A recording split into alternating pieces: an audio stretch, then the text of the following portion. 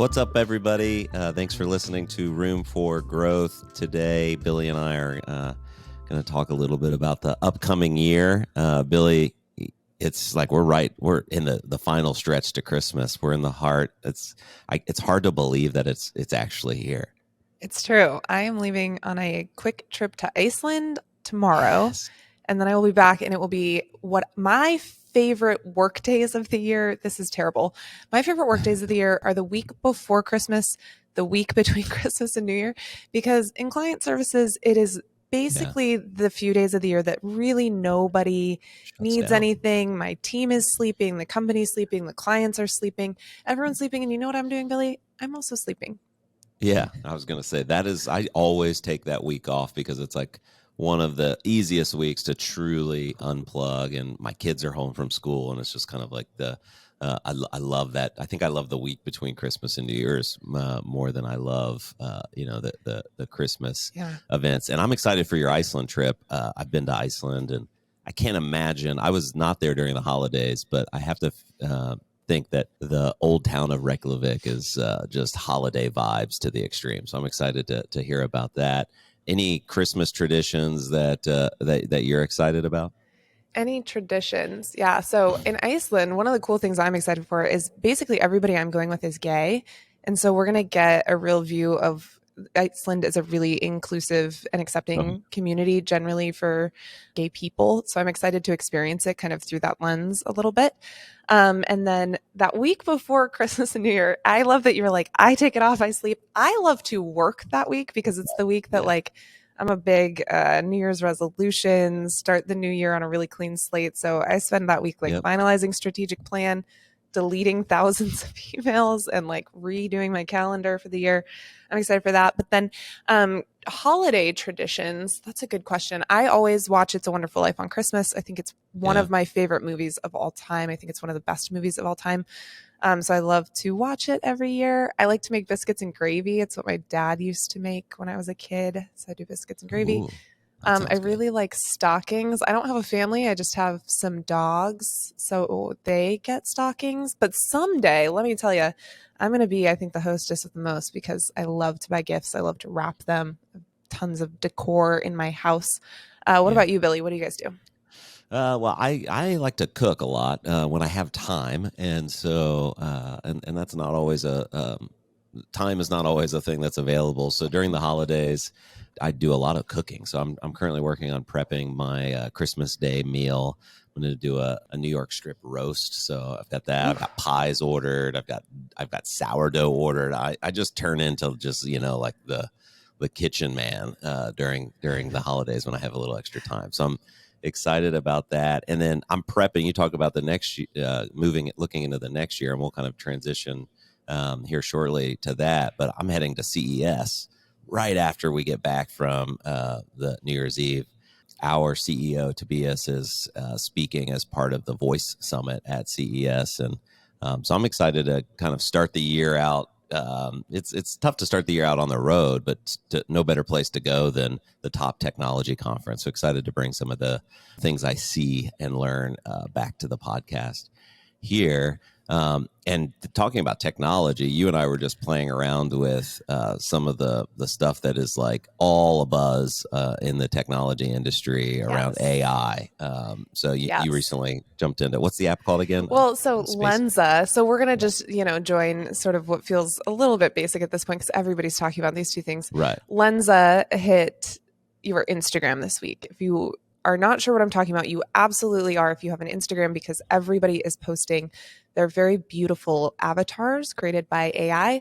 Billy and I are no exception. I did not post mine. Even by the time you and I started playing with this, I felt like it was definitely too old of news to create like a tile with your AI avatar. Even a story felt a little cringe, but you and I still both shelled out $20 for you to look like a Ken doll and me to look like a weird caricature.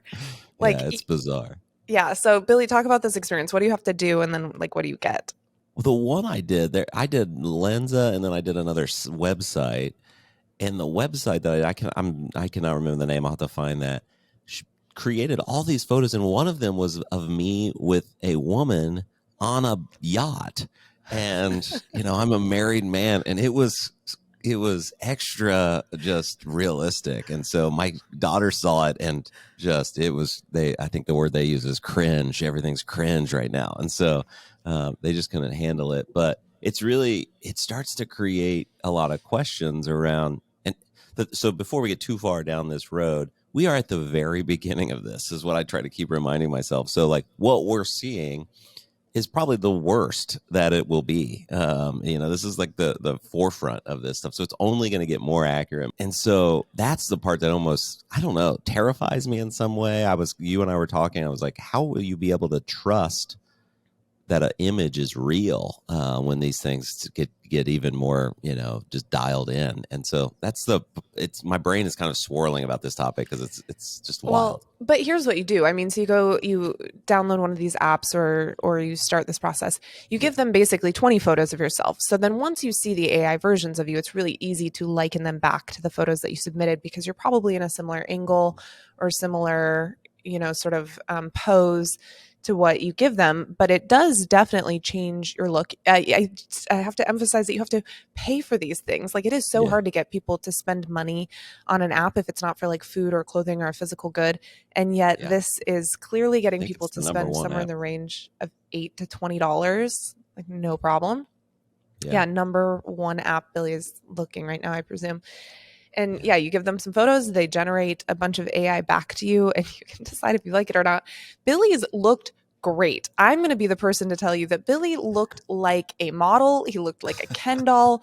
He looked like a sharper, better skin version of himself. Yeah, it was a glow up for sure. Looked weird. Mine almost made all of the features of myself that, like, I don't have a perfectly symmetrical face, but it kind of like took my like goofiest features and like accelerated them in a way that I was like, oh, I don't actually look like that. So I think I looked worse. Maybe that's just my ego. And I think, Billy, you looked a little terrifying in some of them, but a little glow up. So, but as I look at, Lensa, Lensa has been the top app in the App Store for at least a week, I believe. So those guys, they're making tons of money. But it's interesting. Then at number 3, there's another app called Dawn AI Avatars. Number 4, AI Art. And oddly enough, Dick's Sporting Goods. I wonder if they're always in the top at number 7. So well done, Dick's Sporting Goods. In the holiday season, get your app into the top 10 amongst all these AI brands. But so this is obviously a thing.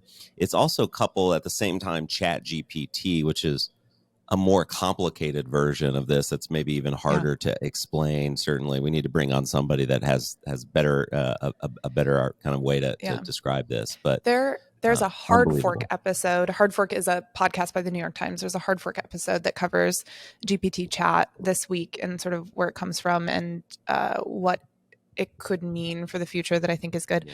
But we've been playing with it. Basically what it is very similar to Google. There's now a user interface on top of this well-trained model that is sort of best of its kind. It's actually already out of date because it turns out the next version of it will be released next year.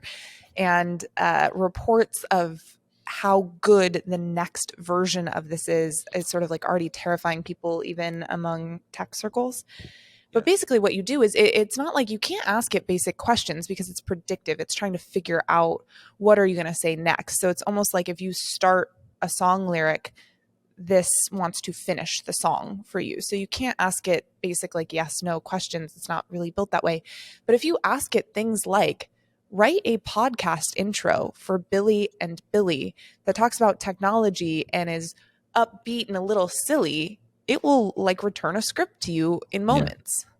Yeah, there's like a sandbox I played with. It was like you paste a chunk of copy, and the kind of the preface to that is describe this for a second grader. And so like I went on like Wikipedia and like searched like quantum physics and copied like a bunch of like really complex copy, and it took it and condensed it down to like a 4-sentence description, like very basic of what quantum physics is. And so, and just to be clear, I understood the second grader description a lot better than the regular one. So maybe it was for me as well. But like stuff like that is just like, wow, okay. Again, we're at the very, very beginning of this. And so when we were talking, when we were in New York together about just like the creative industry, writing movie scripts, and like, wow, there's like, it'll be very interesting.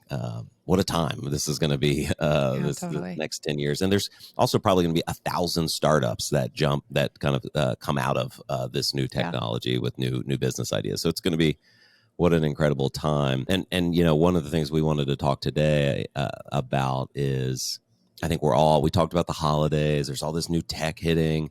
And I think all of our clients, and I know you and I, are starting to feel that tension of like, oh, Q1 is not that far away. And we're about to kind of check out a little bit for a couple of weeks. So, hey, get ready.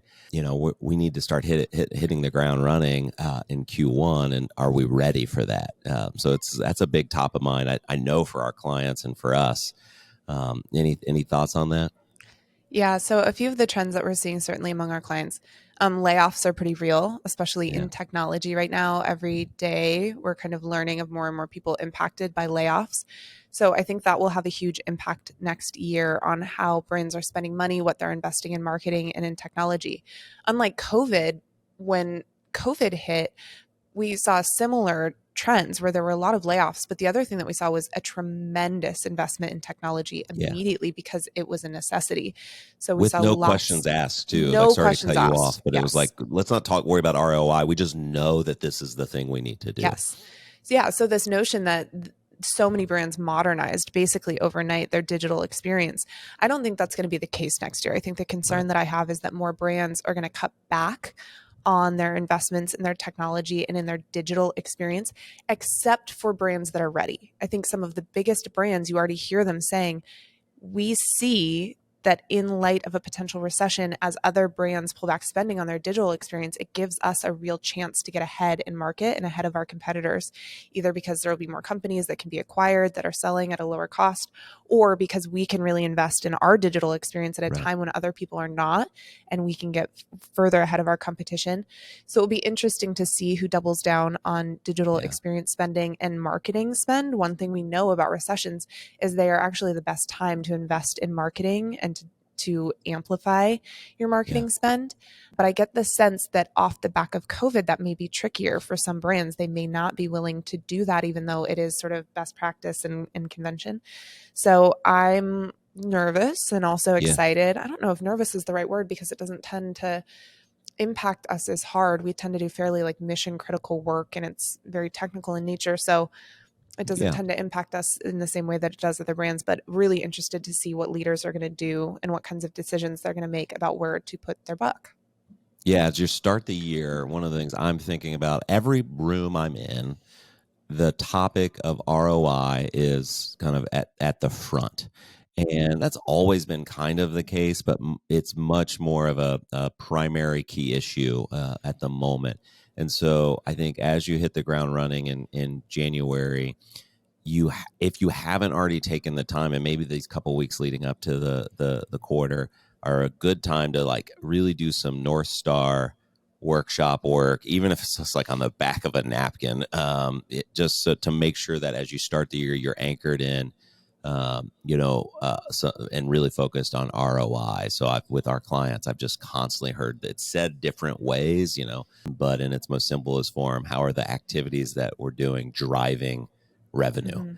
Mm-hmm. And having a clear picture of that. The other thing that I would not forget is it's so easy to get caught up in budgets and layoffs and kind of environmental things. At the end of the day, um, consumers' expectations of how they interact with your brands are not declining. Yes.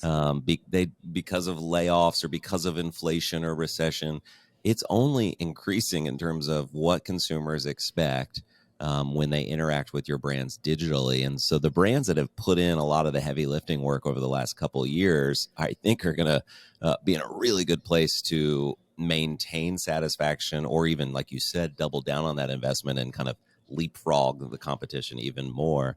But if you're kind of already delivering, I guess, a 2019 level experience, and for the last couple of years you've been waffling on, should we make an investment in a personalization engine, data engine, a better messaging channel? If you've been waffling through that for the last 2 years, and now you're even more cut. It's going to be a tough go because you're just going to continue to get leapfrogged. So not to create too much tension there, but don't forget, customer expectations are rising and rising in terms of what they expect when they interact with your brand digitally. And that should be an anchor paired with ROI, of course, and how you approach the year is kind of how I'm thinking. Yeah, definitely. And then I think on the hiring front, there have been a lot of conversations about the level of talent available in market, in part due to some of these tech layoffs. And just remember, like, tech is such a minor part of our economy. It's minuscule relative to the size of our economy overall. It's tiny. So I don't want to get too blindsided by just who we hire and the world that we work in. But I am excited for that. I am seeing candidates coming in the door and they have lots of options. So I don't know if it's a world where there's no competition and we just get to scoop up great people. But it will be interesting to see what happens to talent demand over the next year and whether there really is an availability to grab some awesome thinkers and problem solvers and see what they can do in this space.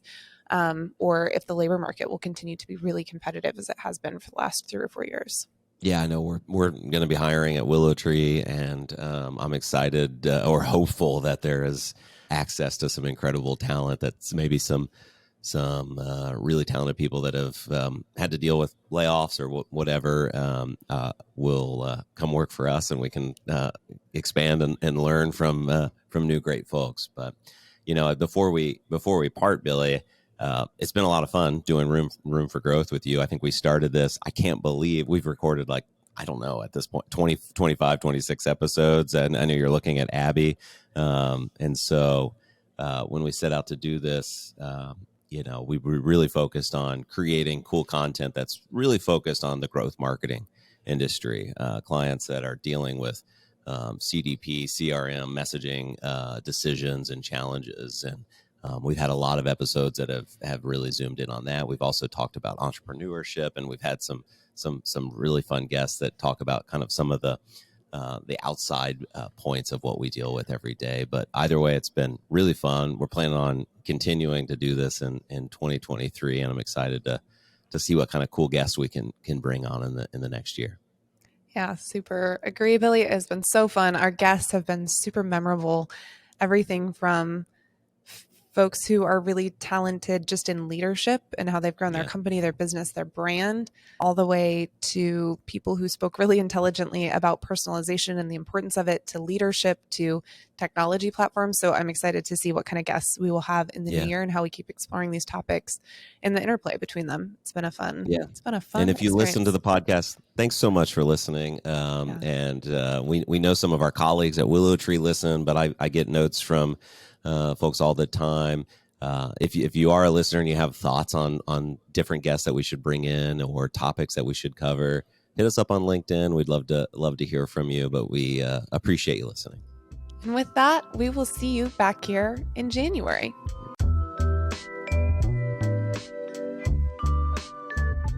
So we are taking just a little break from Room for Growth. Don't worry, we're still producing episodes, but we are going to take a break from posting them for you. So we will be back with our next episode on January 11th. I hope you all have a wonderful and happy holiday season, and we will see you in the new year.